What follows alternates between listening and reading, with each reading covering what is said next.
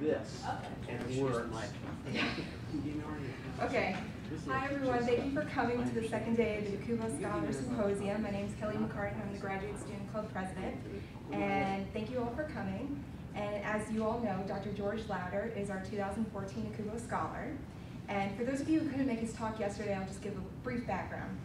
So George is a professor of organismal and evolutionary biology at Harvard University. And he actually received his bachelor's, master's, and doctorates from Harvard in biology. So after that, he spent 5 years at the University of Chicago as an associate professor of anatomy. Then he spent 13 years at the University of California at Irvine, where he was a professor of ecology and evolutionary biology. Then in 1999, he returned to his roots at Harvard as the curator of ichthyology at the Museum of Comparative Zoology, and currently, as I said before, a professor of organismal and evolutionary biology. So today he's going to tell us about some of his ongoing research. So let's all give a welcome to Dr. George Lauder.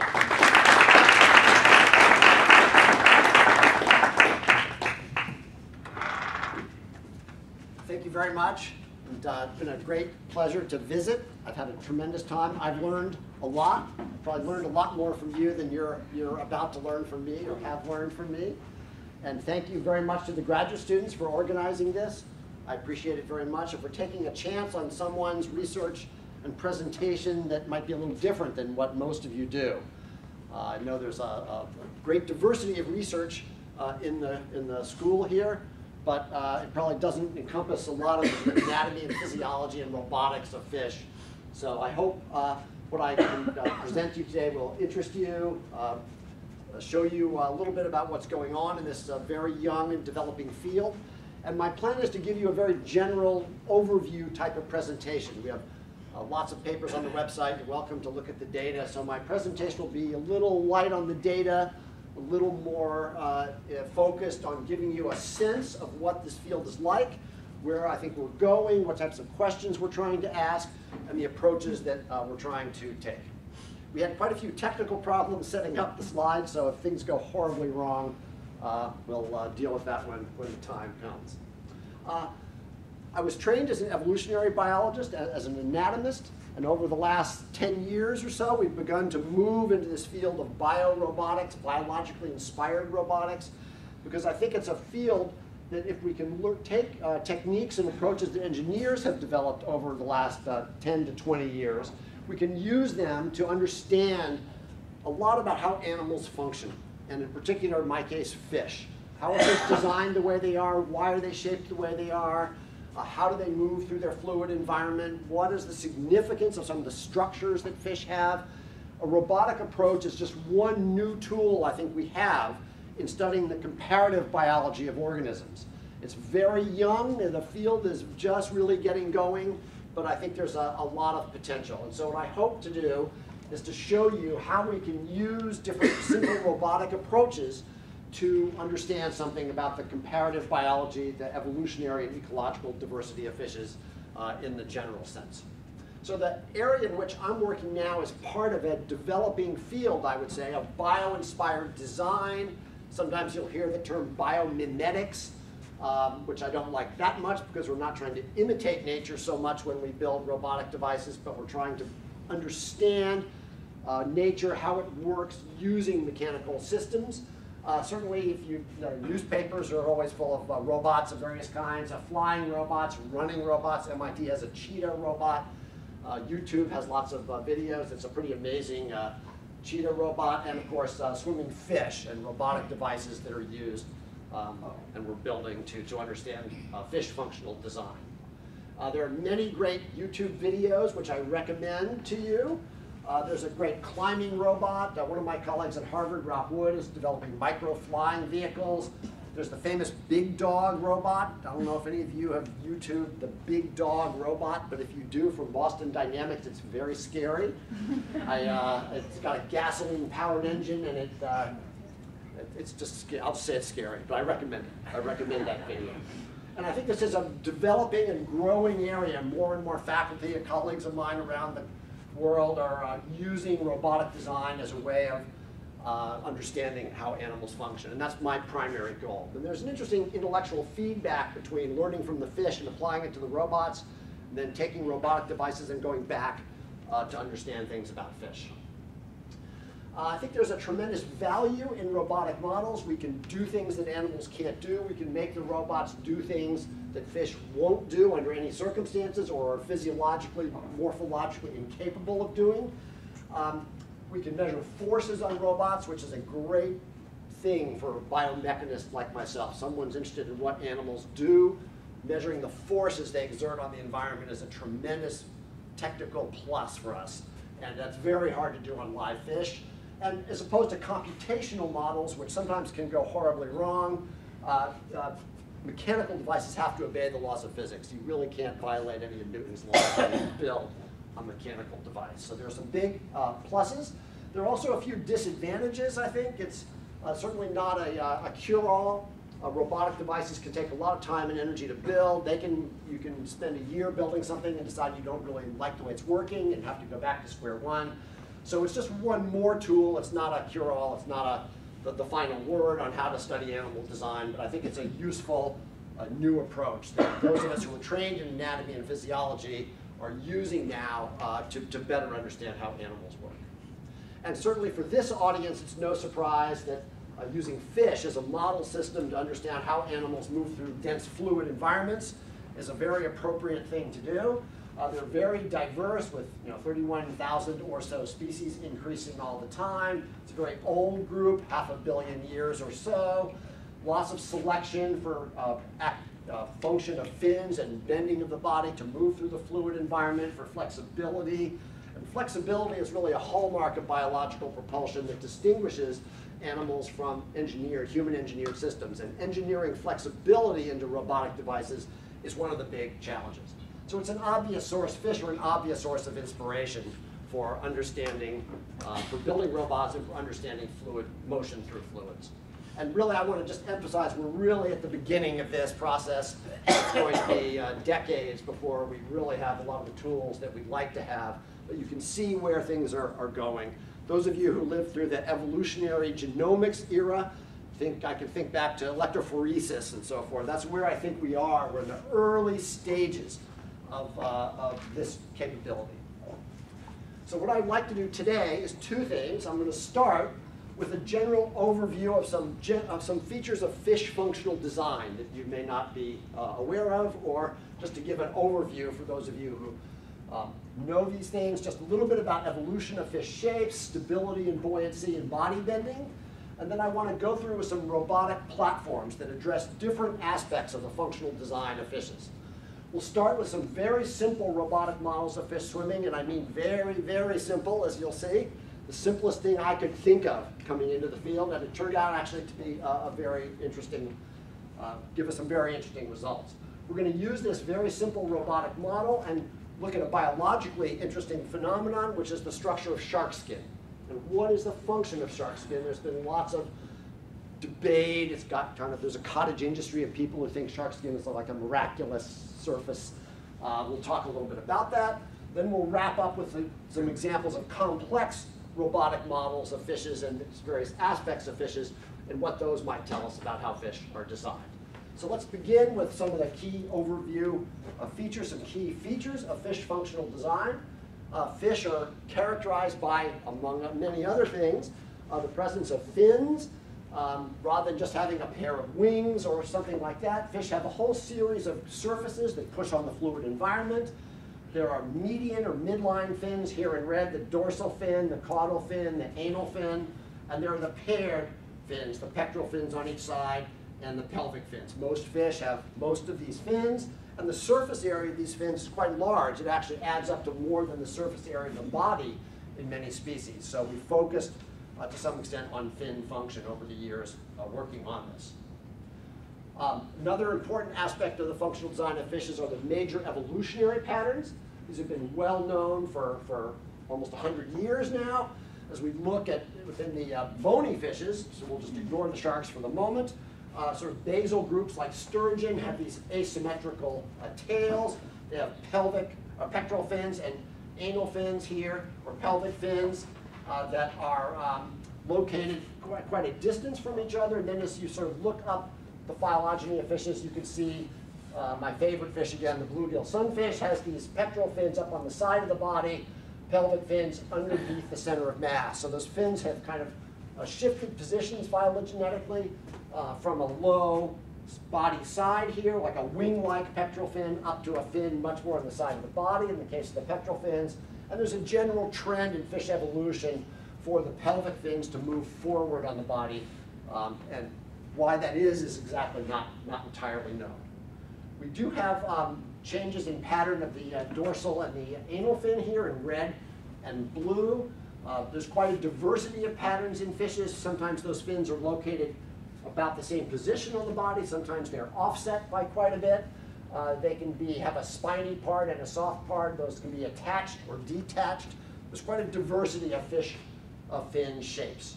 And of course, the tail fin can be asymmetrical in shape, like it is in sturgeon here or in many shark species, not all, but many. Or it can be symmetrical and forked. It can have a flat edge, like is the case in many of the spiny-finned fishes. So this great diversity of fin shape and function, of course, of body shape and function, is obvious, but we don't know really what it means. What does it mean for a fish to have a tail shape of one kind versus another? What does it mean when you change the stiffness of the body? Fish vary greatly in their stiffness. If you just go to the fish market and you pick a fish up by the head, they droop down, but not all fish droop the same amount. What about effects of size on fish function? What about the sort of hydrodynamic effects on the fluid of different fin shapes and positions?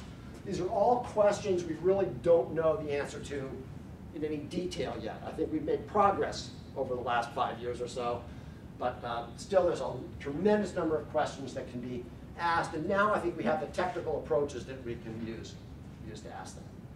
Another key feature of the functional design of fishes is that most fish, not all, it's hard to generalize about over 30,000 species, but most fish are unstable. So here's a video of a sunfish just hovering in the water column. It's using its pectoral fins. It's keeping a very stable body posture, but you can see it's moving its pectoral fins kind of to maintain that posture. And fish can maneuver carefully using their pectoral fins, using the tail and a few, like the dorsal and the anal fin here, just to execute a rotational motion. Now what's important about this is that this is an active control system that fish have. If you take this fish, the sunfish, and you anesthetize it, and you hold it in the middle of an aquarium and let go, it will rotate over and sink to the bottom. So it's unstable from a hydrodynamic point of view.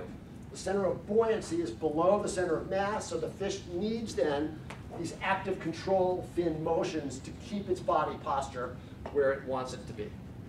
So this instability is actually a real problem for robotics. No one's really focused yet on the problem of stability, but it's something we're interested in too. But fish, with their fin motion, are obviously very effective at controlling their body position.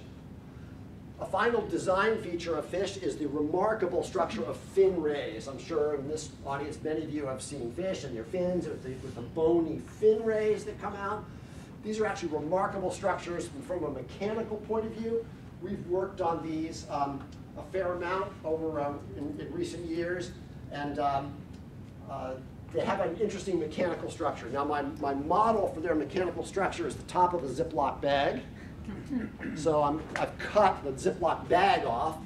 I've taken the zippy part and cut it in half, so we have two parts. And the fin rays each have two parts. They're jointed, they're made of bone. The membrane in between is a collagenous, somewhat extensible membrane. And so each fin ray on this fish, if I zip together, has two parts, just like the Ziploc bag. So if this is a fin ray, I chop it out, I turn it on its side, it looks like this. If we zip this up, what bony fish, and not sharks or rays, but bony fish can do, there are muscles that attach at the base of the fin here.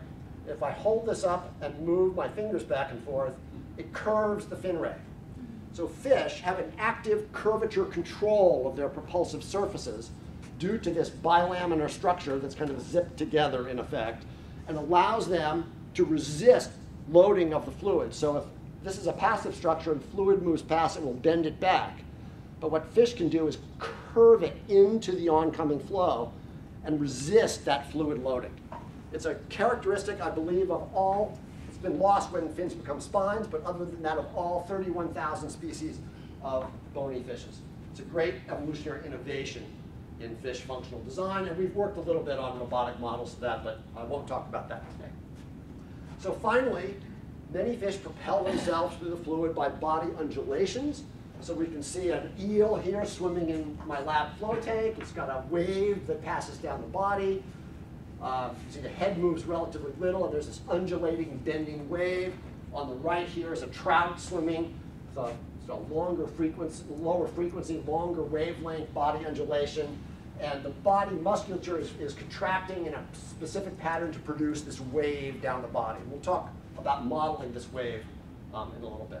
So the fish is basically adding momentum to the fluid, pushing the fluid back, which generates force that enables it to overcome its drag and move forward.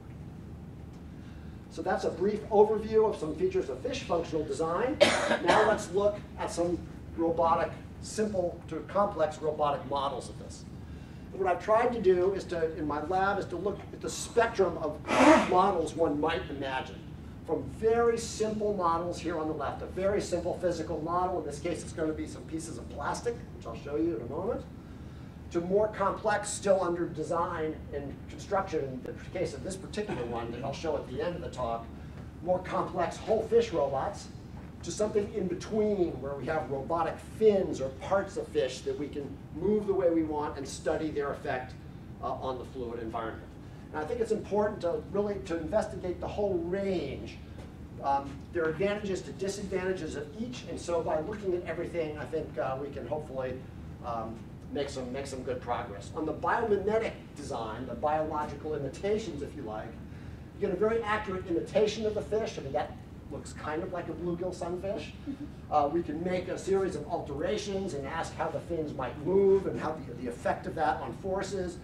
We can program different motions in and see how the fish might react to moving different fins. But they're hard to control and they're hard to build. This has been about 2 years to get to work, and you'll see all the parts of it at the end. It still leaks a little bit. Leaking is a huge problem for these complex models. On the other hand, simple physical models are very easy. This is just a flexible piece of plastic. We can change their shape. We can change out the piece of plastic. I'll describe this in a moment. To change the stiffness. So if we want to make this stiffer, we just bolt in another piece of plastic. Very simple to build. The control system that moves this took a few years to build, but now that it's there, we can do a lot with it. So it's just I think the range of pluses and minuses dictates that it's smart to just look at the whole range from complex to simple if we can. So let me start with the first robotic model, the first very simple approach that we took, and show you just that even very simple things sometimes lead to complex phenomena that are unexpected. And then we use this simple model to look at sharks again. So you've seen the undulating trout here with the body wave. What we've tried to do is use simple, passive, flexible pieces of plastic to imitate that wave. So here I have a piece of plastic. These are, when you buy these from engineers, they color code them in colors. So blue is flexible, yellow is stiff. And you can move these back and forth. Right now I'm just moving this up and down and heaving it, and it makes a wave. I do the same thing here. You can see it's more flexible. Or you can rotate it, so you can move it in angles, or you can do a combination of both and heave and pitch the rotation to make these move. And we can study the effects of different stiffnesses. We can measure the forces. So there's a force transducer here.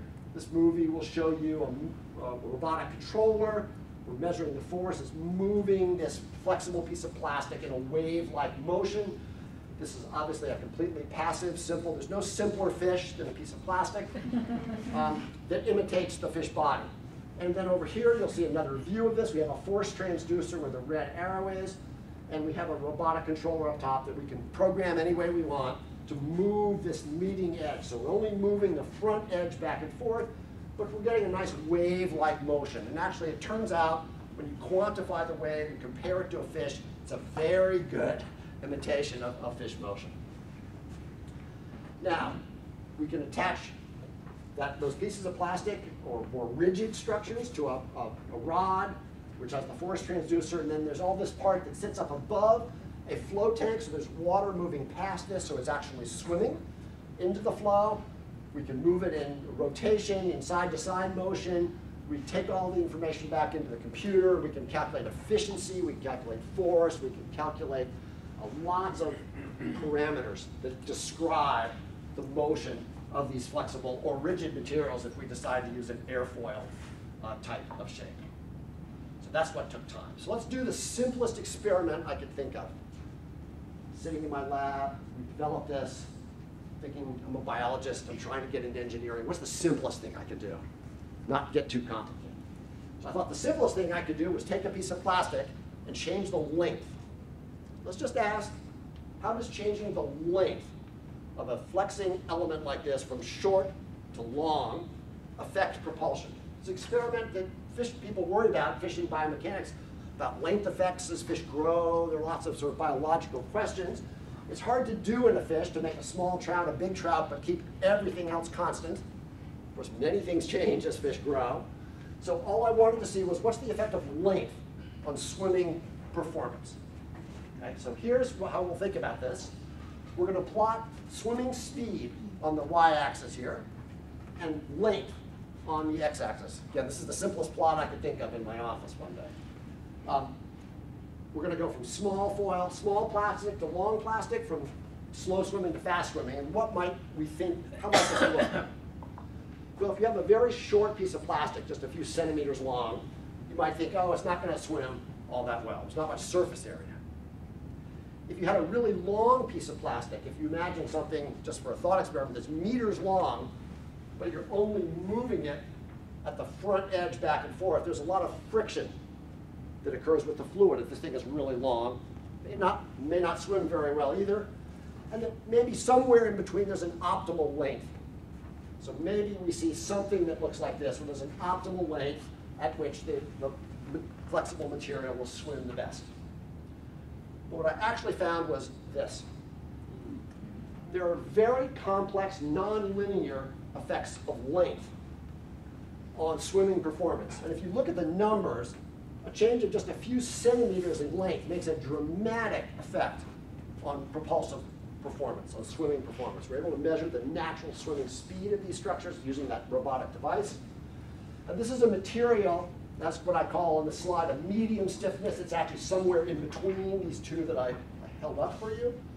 And this pattern changes when you change the stiffness of the material, and these peaks and troughs change their character. So if we look at two other materials, a very flexible material and a really stiff material in black there, you can see that the pattern of propulsion with length changes. And you get some odd effects that are strange and unexpected, I would say. So I enlisted a computational fluids person to make some computations. I think I was worried that this just didn't make any sense at all. And Silas Albin, who's a computational analytical fluid mechanist from the University of Michigan, made an analytical model using the exact stiffness of our foils. And he produced plots like this, where again we have swimming speed against length. And because it's computational, you can look at lengths every millimeter or so. So you get many points, and you can see these sort of resonant oscillations that occur as you change length. And also from the computational model, you can see that even a few millimeters really change in length can have a dramatic change on performance. So it's a very simple experiment. I think it's a cautionary tale for those of us in evolutionary biology who compare populations of fish and their size differences among those populations, and all sorts of explanations are produced about predators and why they would be different sizes. But the length alone can have very dramatic influence on performance. So that's a very simple experiment with some interesting results, I think. We can also change out this plastic and look at stiffness. So we can't change the stiffness of a fish. I can't say, trout, I want you to be twice as stiff as you were before. How do you swim? So here's a plot similar to before. This time we do have, like before, we have swimming speed on the y-axis, but we have stiffness on the x-axis. So we call this flexural stiffness. Just think of it as stiff. Near zero here is very flexible. On the right-hand side of the graph is very stiff. So we can ask, how does stiffness increase or change swimming performance. And if you look first at these bluish diamonds, and there are actually error bars in here, they're hidden by the symbols, but if you make this more stiff, you come up to a peak swimming speed, and as you continue to increase the stiffness, you're going to decrease down to sort of a plateau here, where there's a very clear optimal stiffness that gives you the best swimming speed when you move it in heave only. That is, you only move it side to side. So you're going to move it like this. Now on the reddish purple squares, we're going to add a rotational or a pitch motion. And what you find is that you eliminate this performance drop that happens with increasing stiffness, and you can stay swimming at a very high speed, even as your stiffness gets higher and higher by adding this angular excursion. So the message from this is that how you move your surface really matters in terms of the performance. And the stiffness, if you add angular rotation, you can compensate for the effects of increasing stiffness and affect fish change their stiffness actively as they swim. And this is a suggestion that fish may be doing that to avoid a performance decrease. So this is all sort of bioengineering-y kind of stuff. I've come to really like it, but it's not so biological, although there are some interesting implications for fish that I won't have time to go into today. But one thing we could do is use this same robotic system, very simple to do shark analysis of shark skin. I know many people here have worked on sharks. I've got a little sample piece of shark skin for students who've never felt shark skin, so you can come rub your finger over it in a few moments if you want. Sharks are covered by an amazing skin surface. And there's tremendous diversity of sharks. Deep sea sharks have really strange structures on the skin. Fast-swimming ocean sharks have, pelagic sharks have a certain kind of structure. Some of the more sort of coastal benthic sharks have different scales. They're covered by these scales or denticles. And I'll talk more about those in a moment. Here's some images we took, SEM images from different places on the shark. You can see what the structure generally looks like. Some ones near the head here look like little pavers. Down on the trunk and body, you see these sort of tri-lobe structures. Sometimes you get 5 lobes to them. We'll look more at these in a second. There's just an amazing diversity of this. And this whole structure of shark skin and shark skin as a rough surface has excited a lot of people about using it to drag reduce, to reduce the effort it takes to move through a fluid. Drag reduction is a big field in engineering. If you can take 5% off the cost of moving through a fluid, it's a lot, especially if you're a boat or the Navy or so forth. We're interested in this actually from the fish point of view. We have a big project going on fish surface structures and its effect on propulsion. Today we'll just look at shark skin. So here's what sample shark skin looks like in SEM. It's an amazing structure. There are these ridges, little grooves. Each one of these scales is pretty small in this particular species. Here's a blow up. It's about 130 microns, so it's on the order of human hair thickness or so forth. They're small. Some species are quite large. They can be up to 1 millimeter, but they won't look like this when they're that big. But they're scalloped. You can see the scalloping, these whitish lines in the SEM are ridges, and then you have concavities in between. But these, for those of you who don't know, each shark scale is like a human tooth. So here's your tooth. There's an enamel cap. There's a dentin layer and a pulp cavity. Each one of those shark scales has the same basic structure. There's an enameloid cap, dentin-like inner tissue, and a pulp cavity. And the genes that make your teeth come from an ancestor that also made shark skin. So sharks are often called cartilaginous fishes, but of course they're covered with bone. Now, the shark skin has been inspiration for many things. Those of you who swim or follow the Olympics certainly have maybe paid attention to this Speedo material that's been used to make wetsuits that enhance the swimming performance. This is the Fast Skin 2 material, and I have a sample of the Fast Skin 2 material because we're going to test it in a second. You can see what it's like.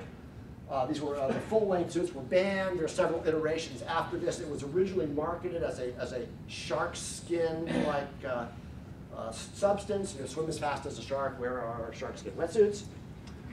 The surface texture on suits like this and shark skin in general has been used as inspiration for riblets in engineering. There's a huge engineering field of riblet design, for turbines, for reducing the energy that it takes to swim in a fluid. For those of you who don't know, it's somewhat paradoxical, but being very smooth is actually not good for moving through a fluid. And your terrestrial analogy would be a golf ball. Golf balls are dimpled to make a rough surface, and they travel much farther when you hit them than a smooth golf ball would. So this whole topic of surface effects in fluids and motion is a huge one. But my complaint about the engineering work that's been done is that the shark skin models that have been made are very crude, and they're tested by putting it on a flat plate and moving water past it and measuring the force. So it's a static test. But certainly this audience knows sharks move, and they bend, their body bends. This is from the BBC. See a very flexible body. This is from my lab flow tank here. And you can see the body's obviously curving, the skin's going concave, it's going convex. There's a lot of bending that's going on. So it occurred to me that maybe the ideas that we have about shark skin need to be put in the context of a shark and actually studied under dynamic bending conditions rather than as a simple model in engineering setting, which had not previously been done. So this is how we did it. We got some sharks. Sadly, we're not swimming around in the ocean anymore. But we got some sharks. We chopped out pieces of the shark. We cleaned up the skin. We cleaned off the muscle and connective tissue underneath and wound up with strips of skin like this. You can see from dorsal to the countershaded ventral.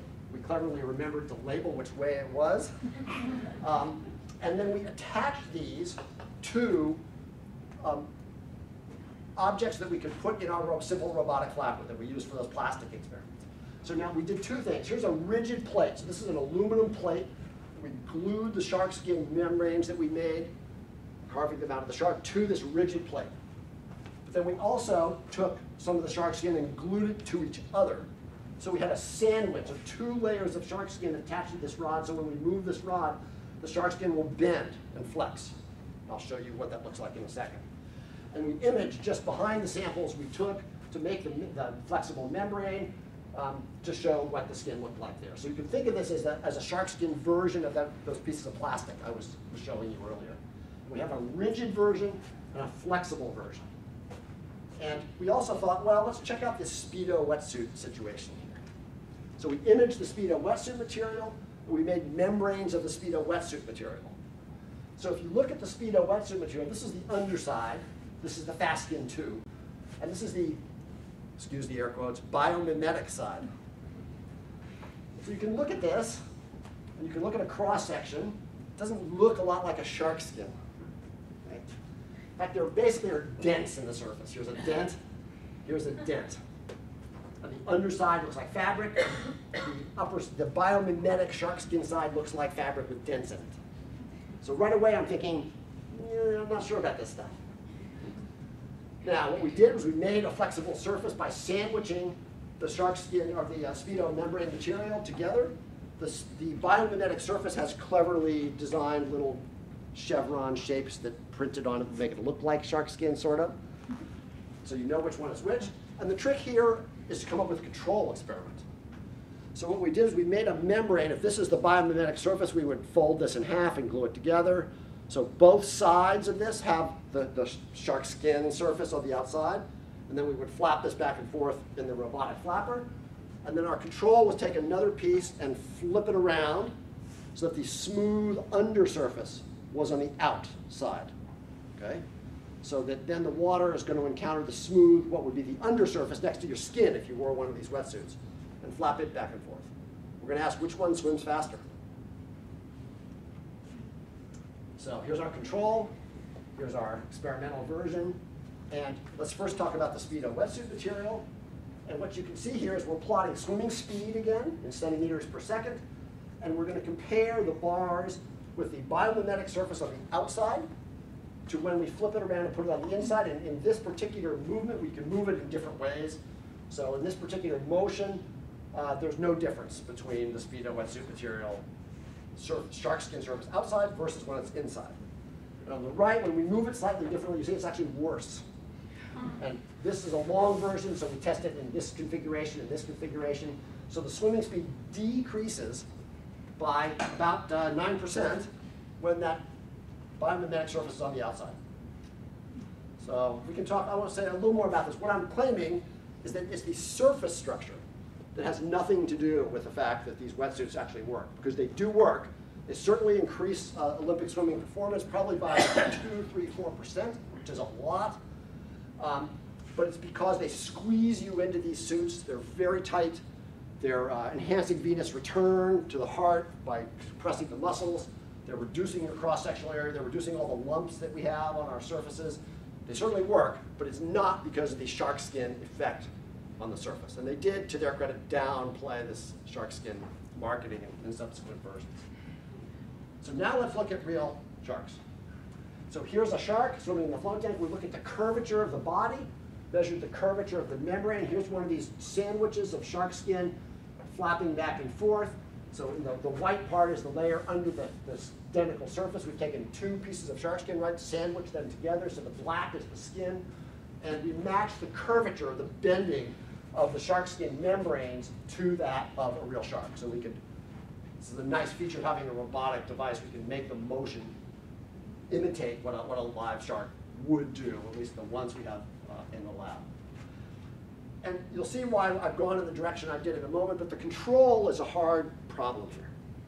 We're going to swim the shark skin with the surface scales, denticles on it, but what are we going to compare it to? That proved to be really challenging. And the best thing we could come up with, which we can do better now, as you'll see, is to sand off the denticles. They're very small.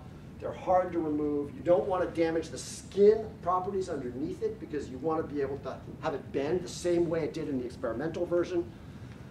And we tried many things, but this was our final conclusion. So it's not, of course, entirely smooth, but we got rid of a lot of the 3D structure of these surface denticles.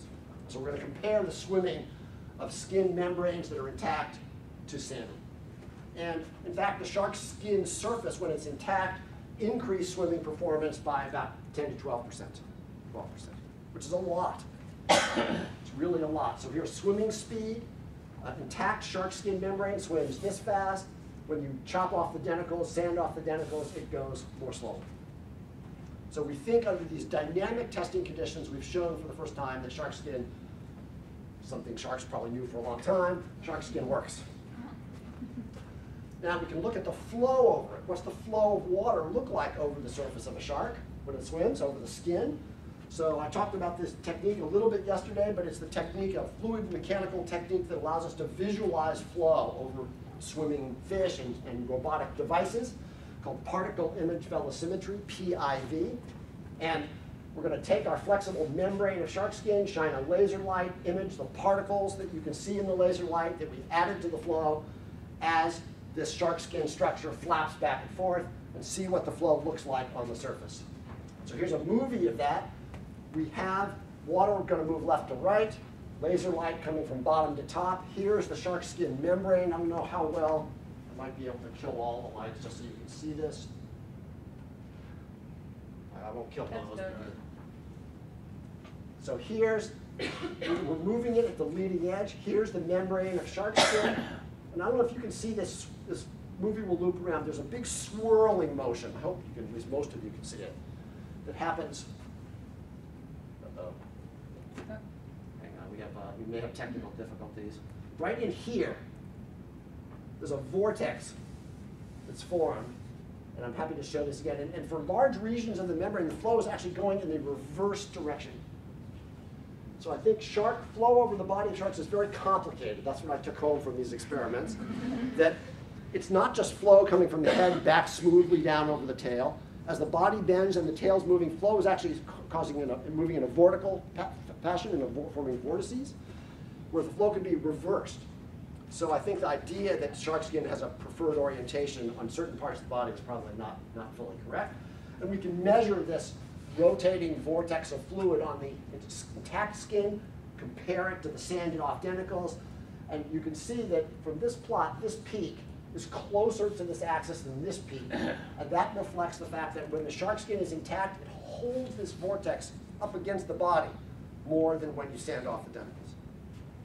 And there are fluid mechanical reasons to think that this is enhancing propulsion. This is a good thing, because a vortex, just like a big hurricane, is a low pressure center. And if you have a low pressure center that's on the surface that's angled somewhat forward, it will help suck you forward and enhances propulsion. It's called the leading edge vortex. So this was all well and good. Then we thought, well, sanding the shark skin isn't the greatest idea. How can we get around this? How can we begin to develop a way we can look at different shark skin denticle structures? We're not stuck with what the shark gives us. We want to be able to manipulate this. Ideally, you'd like to manipulate the spacing, the structure, the shape. And the way to do that is to make an artificial shark skin. So that's what we've done. The paper is going to come out in about a week or two. You may see, if I'm lucky, Google News will find our paper and have a little blurb about it. We've made a biomimetic shark skin. So we micro-CT scanned at very high resolution individual denticle elements from shark skin. This is what it looks like, so we can build a 3D model of it in a computer. We can then mesh that, do lots of work, it took a year, get it into a 3D printer, and make something that looks like this when you look down from above. Now, from everything I've said on flexible materials and shark skin, you'll appreciate that the shark skin denticles themselves are hard. They're bone, basically. But the skin is flexible. So you have to test this, or to avoid going back to what people have done for 20 years, the denticles need to be hard, and then the surface that they're embedded into needs to be flexible. So we've printed 160,000 denticles on a flexible membrane that looks like this when you bend it, so that the denticles come down, they curve up. You can see the change in spacing that occurs as the denticles curve around and spread out. So when this flaps back and forth, like real shark skin, those denticles will change their position relative to one another. The membrane underneath is flexible. These are hard. They're embedded in the membrane like a shark skin denticle. But this was, I'll skip lots of pain, but this was very hard to do. So we used a very expensive multi-material 3D printer. 3D printers, these shark skin denticles have overhangs, right? So they come out over the skin. So 3D printers want to put material under the overhang in order to be able to print. Removing that material and getting it was very challenging. But we're there, we got it. And now we've just finished up a bunch of studies where we're staggered. See how these are all lined up together? So we've now printed new ones where they're offset, and so we can look at the effect of the pattern and so forth on shark swimming. So here's what you get. If you make a similar plot to what we've been looking at, here's our swimming speed in millimeters per second, in this case on the y-axis. And this is just a plot against angle, the angle that we're rotating the skin membrane. So we made a sandwich of this artificial shark skin, just like you saw before. And the angle that you move it has a fairly big effect, but if we just focus on the most kind of exciting result, if you move it at about plus or minus 10 degrees, the artificial shark skin swims faster by about 4.7%. And this is a case where we can compare it to an exactly smooth control. So we're able to 3D print a smooth control of the same mass as the shark skin membrane and do a correct comparison where there's no sort of sanded impacts on the material. And we do see effects, increased swimming performance at other angles here on either side of that, but if you don't make it move at an angle or you move it at a really high angle, you see no increase in the swimming performance effect. So how you move the skin really matters.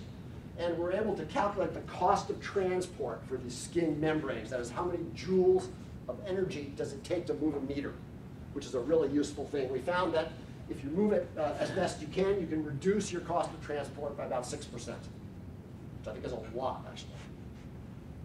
So that's where our simple robotic models have been going.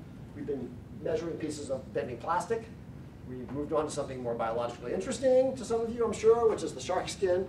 And we're continuing these sort of shark skin studies with artificial shark skin, trying to investigate what the effect of different shapes is, different arrangements. And sharks have such a great diversity of skin structures. I think it's very exciting to be able to say, let's look at pelagic sharks versus a benthic shark, look at the denticle structures, how does it affect propulsion? But now I want to transition to some of the more complex biomimetic style robotic devices that we've been working with over recent years. And I'll just again give you a flavor of this. So here's a fish, ghost knifefish, common in aquarium stores. It's an Amazonian freshwater fish. They're electroreception, so they can detect electric fields. But what they're really amazing for is this elongate fin that they have that enables them to be incredibly maneuverable. And here's a video of that. So this is just in one of our lab aquaria. The fin is very highly controllable. There are almost 150 fin rays. You can see the fish can make backward waves. This movie will make backwards waves, forward waves. It can turn on its side. It can do amazing things with this fin. And one of the things that is obvious to start with is if the fish wants to go forward, it makes a backward traveling wave. And if it wants to go backward, it makes a forward traveling wave. So we can study that, and that's interesting. But it does another thing, which is kind of interesting. When the movie loops around, watch right in here, right in here. The fish moved up. And it did that by making a colliding wave with its fin. It brought waves in from each end toward the center. And we, and a great group of colleagues and engineers, bioengineers at Northwestern University from Malcolm McIver's lab, worked with a group of engineers and developed a simple, well, not so simple, actually, it was a lot of work, biorobotic knifefish fin that looks like this. So 32 rays, you'll see it moving in a second, 32 fin rays. These lights give you the status of each fin ray. We can support this above the lab flow tanks. This was a huge engineering development project. They're using it for a lot of very interesting things now. But they came to the lab, we worked together to study the effect of different wave motions on force production and on motion. And here's an example of the fin being moved from below, and we can change the frequency, we can change the wavelength, do what we want with this. Here it is from the side, and we can make traveling waves, we can make colliding waves. So when you make a colliding wave, you do indeed see an upward force on the robot, and that comes, so if we're going to make a wave that comes in from each side, collides, the robot experiences an upward force, just like we saw the fish move up, but when you visualize the flow, you see a very cool thing. So on the left, when I play this movie, the wave is going to come in from either side and then move down. It's going to push the fluid down. On the right, I've shown you streamlines showing you what the fluid is doing. It's coming in at this yellow structure here is where the fluid goes down. So on this movie, you can see the wave coming in from each side. It's colliding, and hopefully you can see this fluid center region of fluid motion that moves down. I hope you can see that. So this showed that this colliding wave produces a downward momentum to the fluid, which puts an upward force on the fish. And we're able to manipulate this and do all sorts of fun experiments. This gives you an idea of what having this robotic device, it's much more complicated to build than these pieces of plastic can do. Now a second, more complicated robotic device, before I wrap up with just something that's still under development, was we built a series of robotic models just of different fins of fishes. So this is a sort of a very schematic fish body with a tail fin right here. And one of the questions I've always been interested in is what's the effect of different tail shapes and different tail motions on forces? When a fish moves its tail in a different way, what does that mean? Does it generate more force? Does it generate less force? Is there an optimum? Who knows? So the way to get at that is to work with models like this. And James Tangura's group at Drexel University has been a tremendous collaborator over the years. James has been fantastic at helping get these things up and running and working with us on this project. So what this looks like is this. We can make this move in different ways. It's pushing on this fish body. We've got better videos coming up in a second here. But you can see we have tendons that come down through the body of the fish out. So here are the tendons coming down into the body, out to the fin. We can print different fin rays. We can make the tail different stiffnesses. We can move it in different ways. We can manipulate the sort of mechanics of the system to assess the effect of different perturbations. And when you see different motions, hang on, let's see if we can get these to play.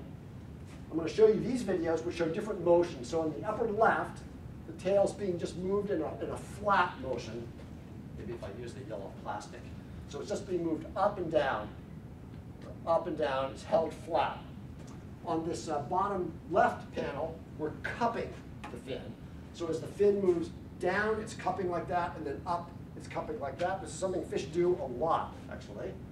And then on the right, we have a series of rolling motions different ways in which the tail shape could change as the tail beats back and forth, if one edge is leading the other edge. And we can measure the forces from this. And what we showed, if you plot the force on the y-axis against frequency on the x-axis, just how fast it's flapping, what's the frequency, and look at the different motions that you just saw in the previous slide, that cupping motion actually generates the most force. So if you just focus on the red triangles, and the error bars again are hidden in these symbols, the red triangles result in higher force. This cupping motion produces higher force at anything from 1 to 2 hertz flapping frequency compared to the other ones. And this is, I think, is interesting. It gives us the first hint that what fishes are doing when they're cupping the fin and moving it in that way, which they do a lot, is controlling the fluid flow around the fin. We image this so we have some hydrodynamic sense of why it is that when they move the fin this way, they're generating higher forces. And of course, they can change how they move it, which would change the pattern of forces. So I want to wrap up with a project that's still very much underway, which is designing a whole fish robot with the James Tangora lab at Drexel, based on our old friend, the bluegill sunfish. This has been a complicated thing to do, because each fin, the body is stiff. There are pressure sensors here, so we'll be able to measure the pressure on the surface of the body as the fish moves around. Each one of these fin rays is actuated, so we can move it and control the motion, getting the controller working, getting LabVIEW programming done, solving leak problems is exciting. So there are a series of actuators that come in. I'll show you the modules in a moment, to each one of these fin rays that allow us to move them. They're in little sleeves like a bicycle brake cable. That's the idea behind the design. You pull on your brake, there's a cable that moves through a sleeve that actuates your brake. Same idea, there's no power on board here. That's well beyond our interest at the moment. We're just trying to get this to work. It's all modular, so you can pull it apart and reconfigure it. You can see O-rings here that have to be made to fit around things. It's a very challenging engineering problem. And I'm ending with this because we haven't solved all the problems yet. But I think it's worth the effort to do. I think we'll be able to test hypotheses, biological hypotheses about why fish move fins in certain frequencies and amplitudes and phases with a robot that we couldn't do. We can make this robot go backwards, so we've been working a lot on backwards locomotion in fish. How do they move backwards? We can test some of our ideas in a robot, because we can't make the fish do really everything that we would like to do. But I'm glad I didn't wait for this to be done before I started working in the area of fish robotics, because I would still be waiting. We would have no grant funding, we would have no publications. It's good to go from the simple to the complex, I think, and have multiple avenues of attack on this. So here's a final video of a still development prototype sitting on land. This is on land, on an optical table, just testing the fins to make sure they move. You have to test each one. You have to program the phasing, make sure it all works. It takes a while. Leaks are a huge problem, as I said before. So we're getting it. So let me wrap up here. I think when I've come at this problem, it's kind of as a comparative biologist. I've tried to use a relatively new approach, or at least it's new to some biologists like myself, that is robotics, inspired by fish, to try and develop some technologies and techniques and experimental setups that allow us to understand something about how fish might be designed the way they are. It's very simple, parts of it are very simple, just changing stiffness, changing length, but they allow us to do more complicated things, like study shark skin, study the effects of skin structure on swimming. I think the skin of sharks is an amazing system to work on. I hope to retire still working on shark skin. But I think that the robotic models are still now a very useful and in the future, I hope, more common tool that biologists can use to understand animal structure and function, the diversity of animal structure and function. And I think they're going to give us a lot of insight, not only into fish. I think it's a mutually beneficial situation where you learn things about fish from robots, and you learn things about how to build robots from the fish, and you go back and forth between the two. And I hope to have lots of interesting projects to work on over the next decade or so as we continue on this course. So I know this wasn't exactly in the conservation of, or oceanography, or physical or chemical oceanography, sediment loads, particles falling out of into the sediment that you're all probably used to hearing about, but I hope it's giving you a little window into another area of work on fish biology that maybe you can be amused by in the future. Thank you.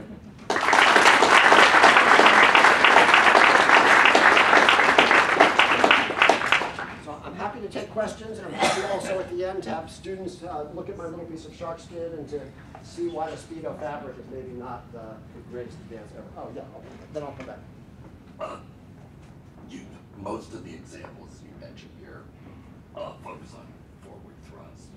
Could you discuss a little of any findings in terms of how these motions affect lift or pitch, things of that sort? It's a great question. It's a very complex question. So the question was, can I discuss how the findings or the approaches we've taken might affect lift or pitch motions on the fish?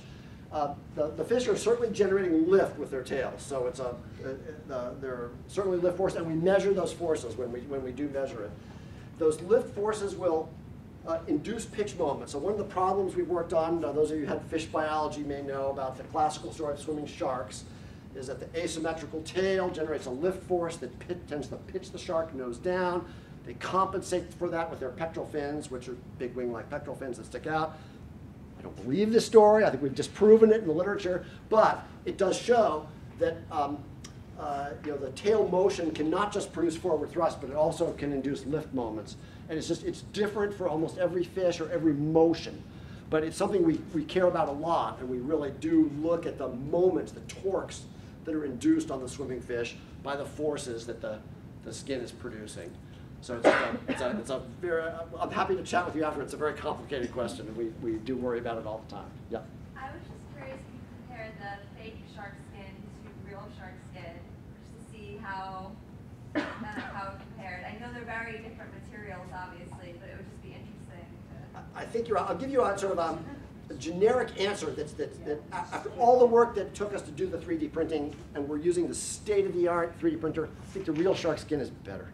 Yeah.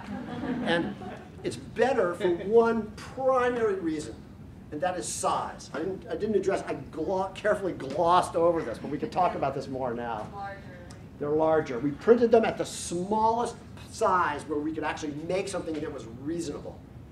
And over the last 3 or 4 or 5 years, 3D printing technology, you've all read about all the advances of 3D printing, but at the cutting edge of it, it hasn't gotten much better. And so if you want to print like sometimes you'll see engineers are great about promoting themselves. You'll see like a model of the Eiffel Tower that's been 3D printed. But it's like 30 microns high, but it took 2 days to print, and it's, there's one of them. So to make a membrane that's big, that looks like shark skin, we just can't make it as good as shark skin. So I think the combination of working with live sharks, real shark skin, I should say, and models of shark skin is a good way to go. It's just we're not able to do that. There are some very good research programs on 3D printing, and I'm working with some of them to try and get it better. Better than Speedo, at least? Oh, they're both better than Speedo. But I just will emphasize again, the Speedo wetsuits work, but just not because of the surface structure. If Speedo could make a fabric with shark skin particles on it, then you'd really have something. That would be amazing. That would work really well. Yeah, Jack. So the result you had earlier, which is fascinating to me, but I'm skeptical about, and that is this unstable change with length.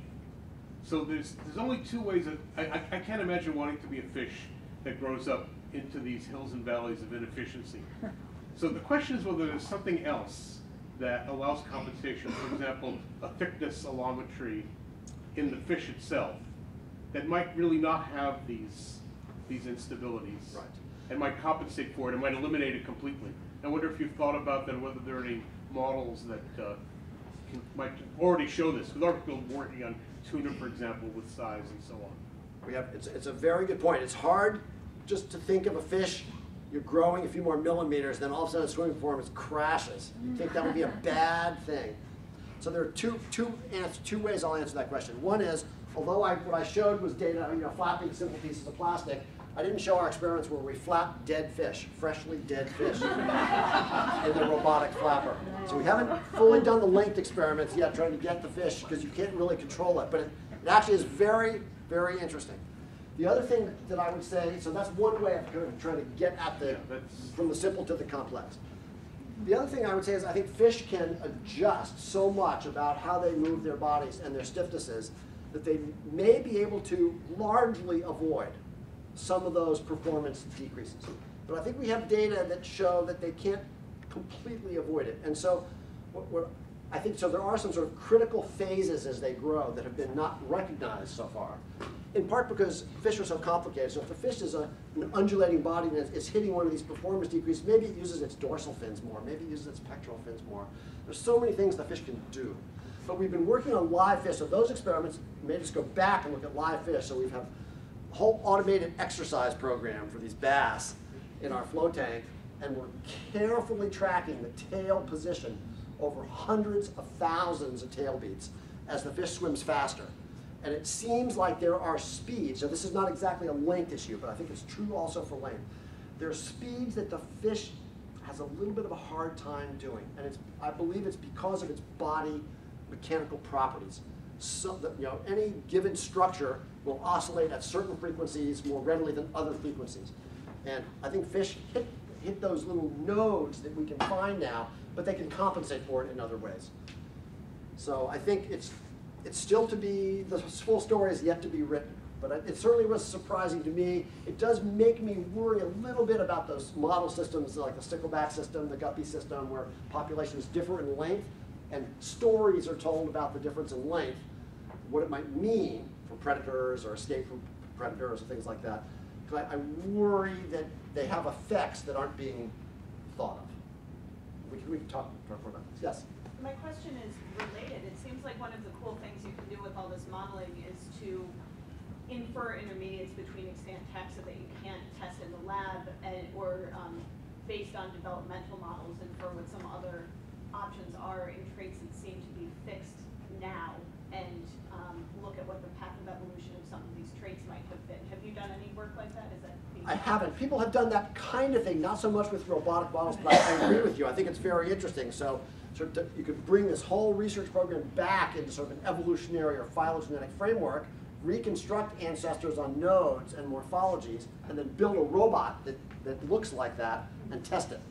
And maybe look at whether performance was increasing or decreasing, or whether there are difficulties that animals might have encountered with certain combinations of structures. So I think sort of an evolutionary robotics is a whole. Engineers think of that as evolving a robotic device, but we think of it as, through time and different morphologies. I think it's a potentially fascinating area. I think that one holdback right now is just to build something complicated takes time. So I think in 50 years, you might be able to sit there, have your phylogeny, reconstruct the nodes, say, okay, print this, and out would come the robot and you could test it. I think that's where we're headed, but not right away. But for simpler structures, I think we could do it. I think, for example, you can imagine taking the shark skin model and a phylogeny of a clade of sharks and looking at the evolution of the denticle morphology, reconstructing the ancestral conditions of those denticles and then testing those. That's something we could actually do to see whether there are, if you see transitions in phylogeny, maybe the intermediate states are just not very good and at drag reduction or improving swimming performance. So I think the general approach you're advocating is a really good one. I haven't done a lot with it yet. I need to live a lot longer. Well, thank you for a fascinating talk. The first thing I want to say is that Okubo would have just loved your seminar with his studies of the motion of insects and fish through fluids and diffusion and viscosity. I was particularly interested in your work on the tail, the tips of the tail, and the photographs of the shark. And obviously by design and necessity, the tail gets thinner and thinner until it's just almost filamentary. And it seems that must have a lot to do with the efficiency, because I'm a fluid dynamicist, okay, so try to be. But if you think of like if you talk to a baseball pitcher, they'll tell you that's all in the fingertips. The ultimate speed, the spin, the curvature. And if you look at like modern aircraft, you think of wings like this, that's to reduce the wingtip vortices. So right.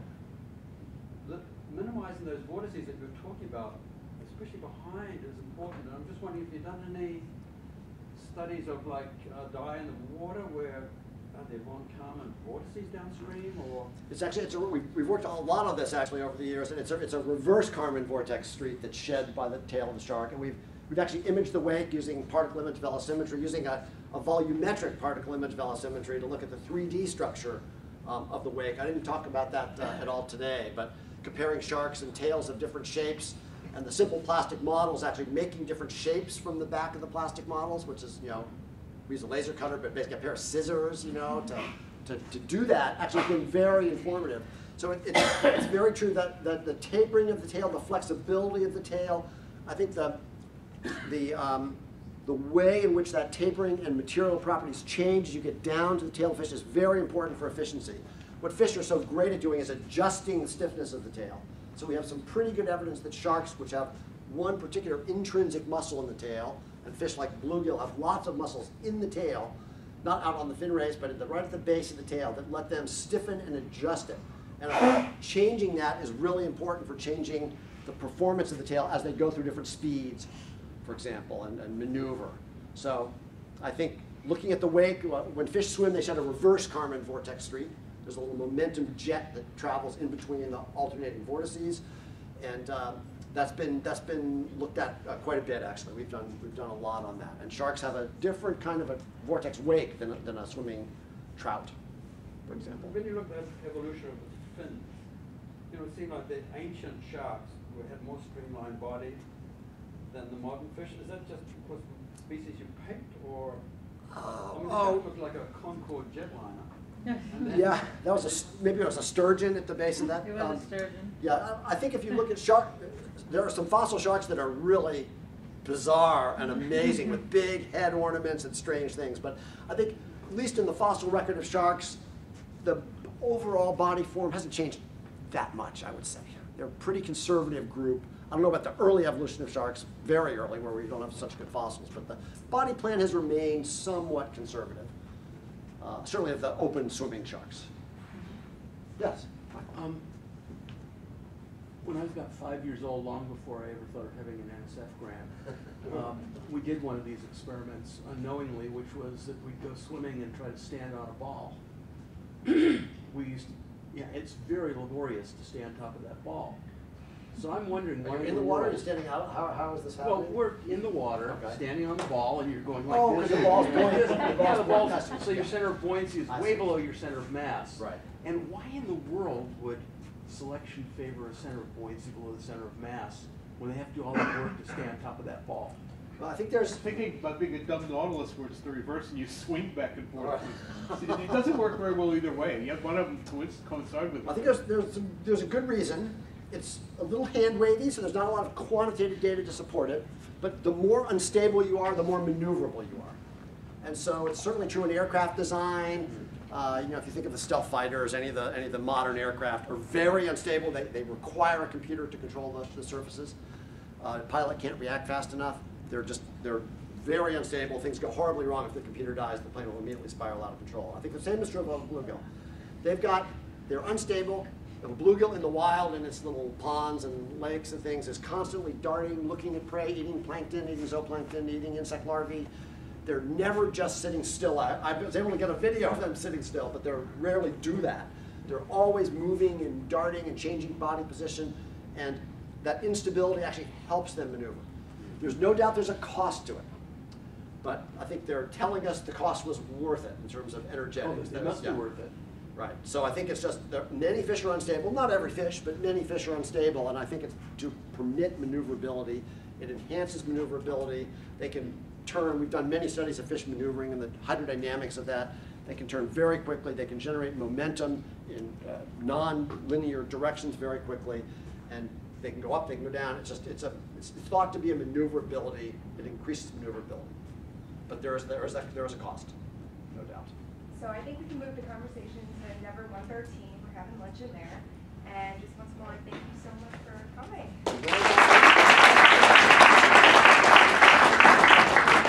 Mosquito and little tiny piece of shark skin if you want to feel what shark skin is.